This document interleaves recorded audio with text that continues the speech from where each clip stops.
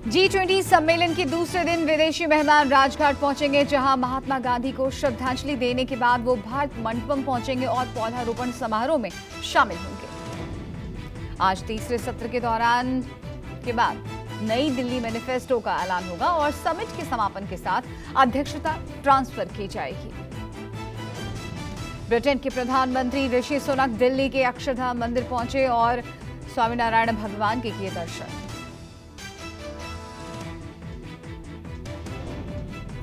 आज G20 सम्मेलन के आखिरी दिन तीसरा सत्र वन फ्यूचर सुबह 10 बजे से दोपहर 12:30 बजे तक आयोजित किया जाएगा। इस सत्र के बाद G20 शिखर सम्मेलन समाप्त हो जाएगा। इससे पहले दिल्ली में G20 शिखर सम्मेलन की शानदार शुरुआत पीएम मोदी ने कहा, भावी पीढ़ी के लिए ठोस समाधान ढूंढना जरूरी। पहला सत्र सुबह 10:30 से दोपहर 1:30 बजे तक चला। वहीं दूसरा सत्र वन फैमिली दोपहर 3 बजे से 4:45 तक चला। G20 घोषणा पत्र पर सभी सदस्य देशों की सहमति, भारत की पहल पर अफ्रीकन यूनियन G20 मेंबर बना।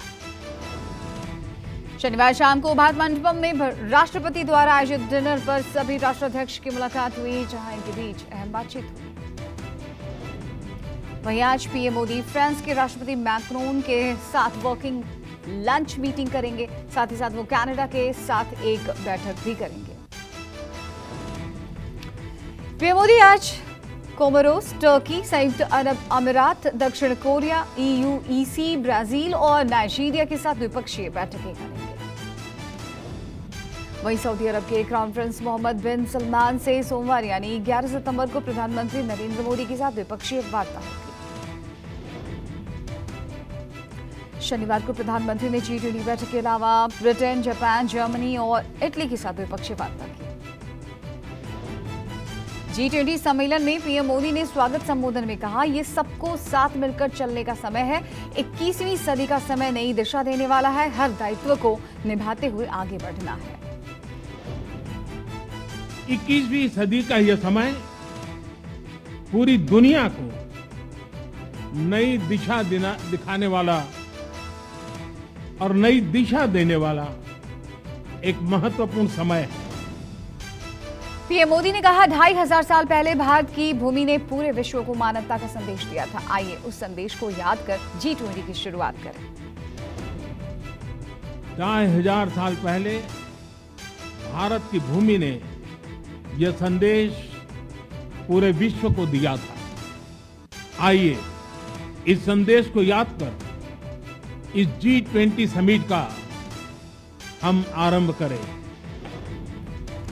पीएम मोदी ने कहा, विश्व में आज विश्वास का नया संकट पैदा हो गया है। हम सभी को मिलकर ग्लोबल ट्रस्ट डेफिसिट को एक विश्वास और एक भरोसे में बदलना चाहिए।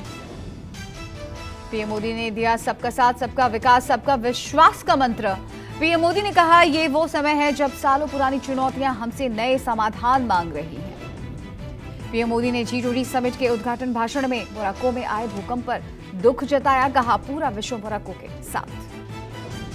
पीएम मोदी ने G20 में किया अफ्रीकन यूनियन की सदस्यता का ऐलान। अफ्रीकन यूनियन को मिली स्थायी सदस्यता। अफ्रीकन यूनियन में 55 देश शामिल हैं। अफ्रीकन यूनियन को सदस्यता मिलने के बाद अब से G20 को G21 कहलाया जाएगा। पीएम मोदी ने कहा, हमने प्रस्ताव रखा था कि अफ्रीकन यूनियन को G20 की स्थायी सदस्यता दी जाए।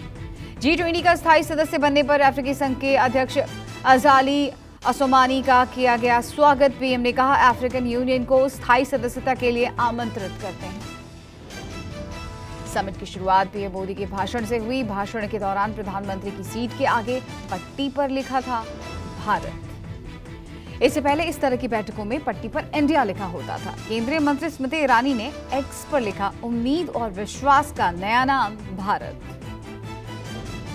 पीएम मोदी और अमेरिकी राष्ट्रपति बाइडेन के बीच कई अहम मुद्दों पर हुई चर्चा। दोनों देशों के बीच आपसी संबंधों को और मजबूत करने पर बनी सहमति। राष्ट्रपति बाइडेन ने अमेरिका से 31 ड्रोन खरीदने के फैसले का किया स्वागत। दोनों देशों के बीच आर्थिक सहयोग बढ़ाने पर सहमति।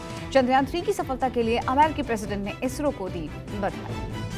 अमेरिकी NSA जैक सुलिवान के मुताबिक बाइडेन और पीएम मोदी के बीच सिविल न्यूक्लियर टेक्नोलॉजी में सहयोग बढ़ाने पर हुई चर्चा। जनरल इलेक्ट्रिक के जेट इंजन की डील पर भी हुई बात। G20 की पहले दिन की बैठक के बाद प्रेस कॉन्फ्रेंस में विदेश मंत्री एस जयशंकर ने कहा, हमारी अध्यक्षता का संदेश one earth, one family, one future है।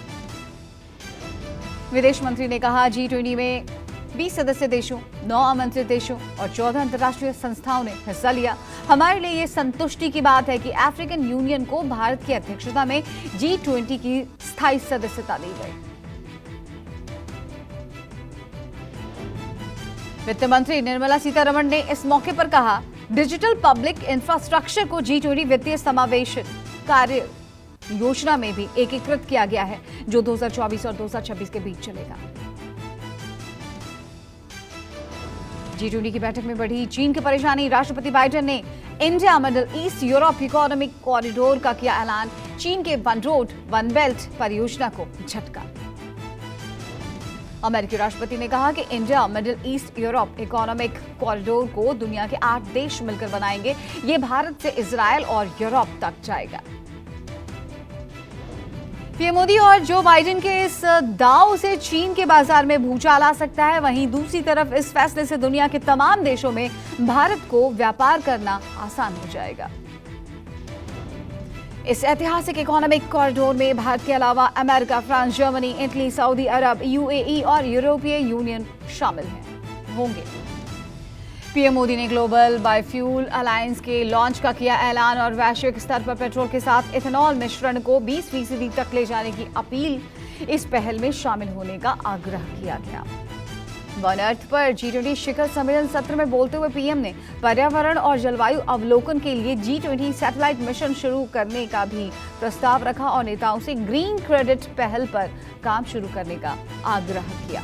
कांग्रेस अध्यक्ष मल्लिकार्जुन खड़गे के बाद अब पार्टी महासचिव प्रियंका गांधी की राजस्थान में टोंक में जनसभा जनता को करेंगी संबोधित। इस दौरान प्रियंका गांधी राज्य सरकार की इंदिरा रसोई ग्रामीण योजना शुरुआत करेंगी और राजस्थान सरकार के मोबाइल वितरण कैंप का अवलोकन करेंगी।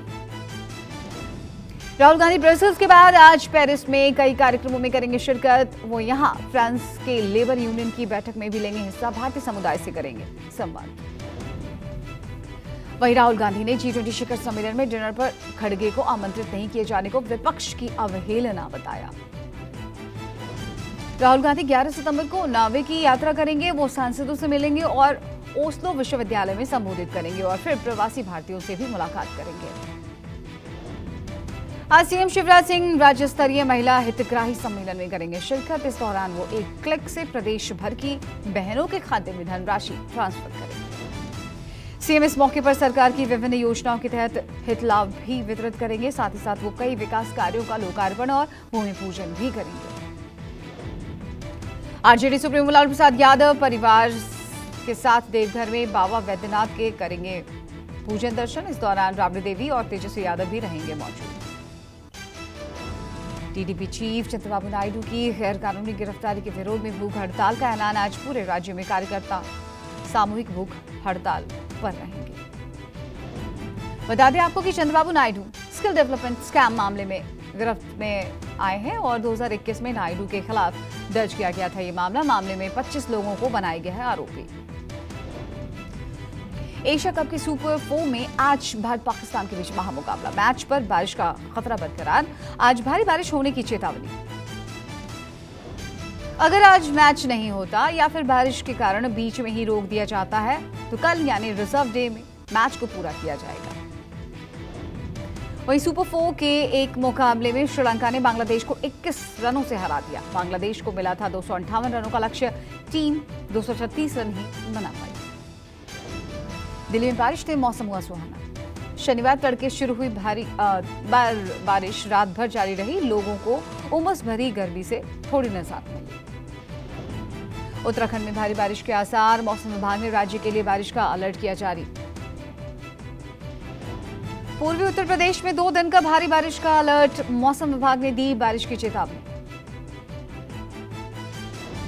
ओडिशा, मध्य प्रदेश, गुजरात, केरला, तमिलनाडु समेत कई राज्यों में होगी तेज बारिश। मौसम विभाग ने बारिश का अलर्ट जारी किया। पीओके में भारत के भगौड़े लश्कर के आतंकी रियाज अहमद की गोली मारकर हत्या।